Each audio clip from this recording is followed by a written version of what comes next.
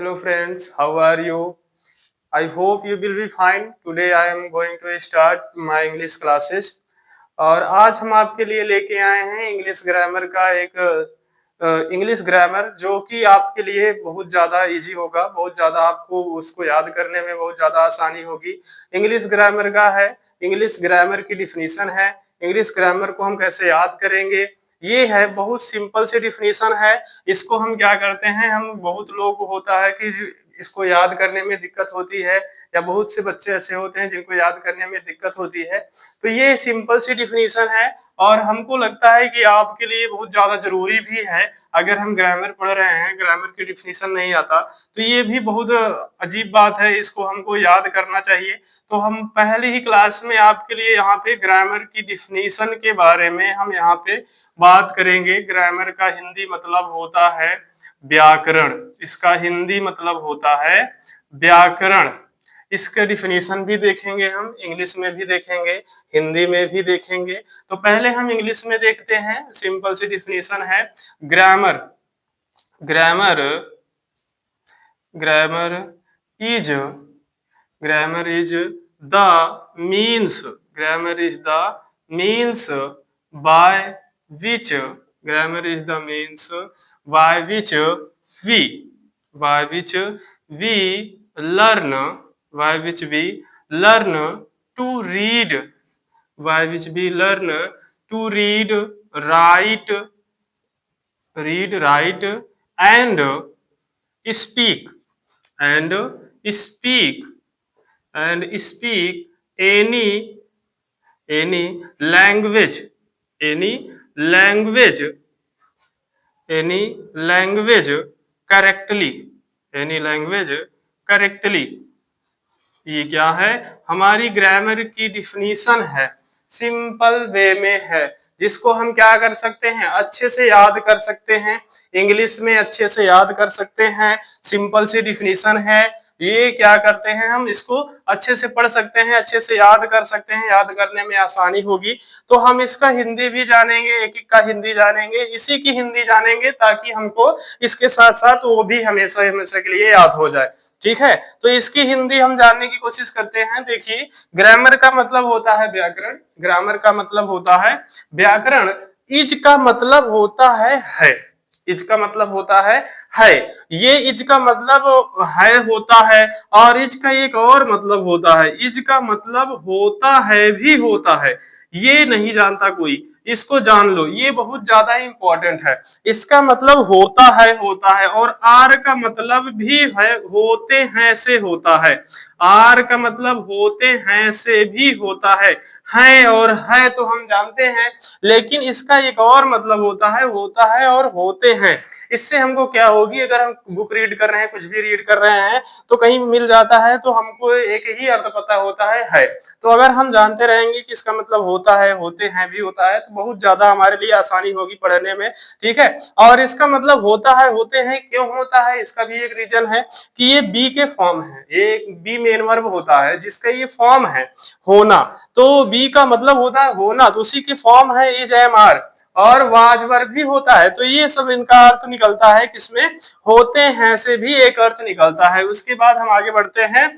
तो means, means का मतलब होता ही है, मतलब या अर्थ होता है, मीनिंग को शॉर्ट किए हैं उसमें। उसके बाद देखो यहाँ पे बाय, बाय मतलब होता है द्वारा या जिसके, बाय मतलब होता है द्वारा या से। ठीक है, उसके बाद हम आगे बढ़ते हैं। तो आया विच, विच का मतलब होता है जिसके। ठीक है, इसका एक और कौन सी से भी निकलता है, लेकिन यहाँ पे जिसके से अर्थ निकलेगा क्योंकि एज अ कंजक्शन यूज हुआ है, और हम यहाँ पे जिसके ही अर्थ निकालेंगे। अगर क्वेश्चन वर्ड के रूप में यूज होता है तो उसका अर्थ कौन सी में निकलता है, लेकिन यहाँ पे जिसके का अर्थ निकालेगा कंजक्शन के रूप में है। तो वी मतलब हम, लर्न मतलब होता है सीखते हैं, लर्न का मतलब याद करना होता है, लेकिन हम यह सीखना भी होता है। तो हम क्या कर रहे हैं यहाँ पे, सीखते हैं। टू रीड का मतलब होता है पढ़ना, यहाँ पे टू रीड का इन्फिनिटिव बना रहा है, यहाँ पे टू रीड का मतलब होता है पढ़ना, ये हम जानते हैं। ठीक है। इन्फिनेटिव होता है two plus main verb first, ठीक, तो यही है two plus main verb first. यहाँ पे रीड का मतलब होगा पढ़ना, राइट का मतलब होगा लिखना, राइट का मतलब क्या होगा लिखना, और एंड का मतलब होता है और, स्पीक मतलब होता है बोलना, स्पीक का क्या मतलब होता है बोलना, एनी मतलब किसी भी, ठीक है, एनी मतलब किसी भी, लैंग्वेज मतलब भाषा को, किसी भी भाषा को, करेक्टली मतलब होता है शुद्ध शुद्ध या शुद्ध रूप से, ठीक है। तो अगर हम देखेंगे तो ग्रामर का मतलब होता है, एक एक का इसी में डिफिनीशन में इसी हम देखो अर्थ निकाल रहे हैं कि ग्रामर का मतलब होता है जिसके द्वारा, ग्रामर का मतलब होता है जिसके द्वारा भी मतलब हम लर्न मतलब सीखते हैं, टू रीड मतलब पढ़ना, राइट मतलब लिखना, स्पीक मतलब बोलना, एनी मतलब किसी भी भाषा को सही सही शुद्ध रूप से। तो एक इसकी हिंदी निकल के आई कि ग्रामर का मतलब होता है कि हम किसी भी भाषा को शुद्ध रूप से लिखना, पढ़ना, बोलना सीखते हैं, यही हमारा क्या होता है ग्रामर। अब इसी की हिंदी भी हम देख लेते हैं, इसी का हिंदी में भी हमको याद हो जाए इसलिए हम इसकी हिंदी भी निकाल लेते हैं। तो हम यहाँ पे हिंदी लिख देते हैं आपके लिए, उसको भी पढ़ लेना, उसको भी बहुत ज्यादा इजी है और बहुत ज्यादा आपको बहुत ज्यादा जल्दी से आ जाएगा। तो यहाँ पे हम लिखते हैं कि व्याकरण, व्याकरण, व्याकरण का मतलब, व्याकरण का मतलब, व्याकरण का मतलब होता है, व्याकरण का मतलब होता है, व्याकरण का मतलब होता है कि, व्याकरण का मतलब होता है कि हम, व्याकरण का मतलब होता है कि हम किसी भी, किसी भी, किसी भी भाषा को, किसी भी भाषा को, किसी भी भाषा को शुद्ध रूप से, शुद्ध, शुद्ध रूप से, शुद्ध रूप से क्या करते हैं लिखना, शुद्ध रूप से लिखना, पढ़ना, शुद्ध रूप से लिखना, पढ़ना और बोलना सीखते हैं, और बोलना सीखते हैं, और बोलना सीखते हैं, बोलना सीखते हैं, बोलना सीखते हैं। तो यही हमारा क्या हो जाता है, यही हमारा व्याकरण हो जाता है, ठीक है।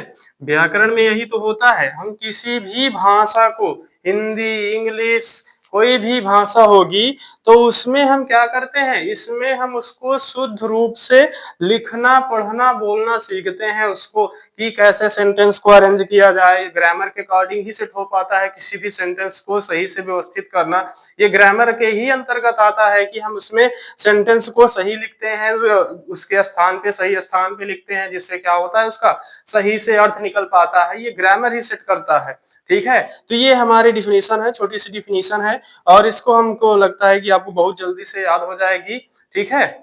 Thank you.